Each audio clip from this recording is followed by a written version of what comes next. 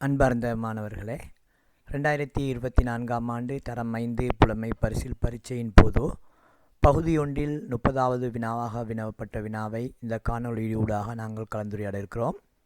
ஒரு நான்முகியின் 4 முகங்களில் ஒரு முகத்தில் ஓர் இலக்கம் வீதம் 1, 2, 3, 4 ஆகிய இலக்கங்கள் எழுதப்பட்டுள்ளன. இவ்வாறான இலக்கங்கள் எழுதப்பட்டுள்ள இரு நான்முகிகளை ஒரு மேசையின் மீது வைக்கும் போது மேசையுடன் தொடுகையுறாத முகங்களில் உள்ள இலக்கங்களின் கூட்டுத்தொகை 15 ஆகும். மேசையுடன் தொடுகையுறும் இரு முகங்களில் உள்ள இலக்கங்களின் கூட்டுத்தொகை யாது? அதாவது இரண்டு நான்முகிகள் இலக்கமிடப்பட்டிருக்குது, 1, 2, 3, 4. அதை மேசையோன் மீது வைக்கப்பட்டிருக்கிறாங்க. வைத்திருக்கிற நேரம் 2 முகங்கள் மேசையோட தொடுகையுறாத முகங்கள்ற கூட்டுத்தொகை தான் 15.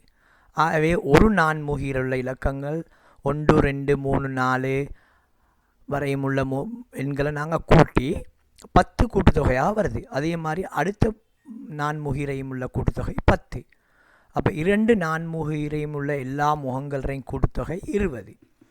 அந்த 20லிருந்து தொடுகையுறாத முகங்கள்ற கூட்டுத்தொகையை கழிப்போம். தொடுகையுறாத முகங்கள் 15 கூட்டுத்தொகை 15. ஆகவே 20ல் 15 கழித்தால் 5.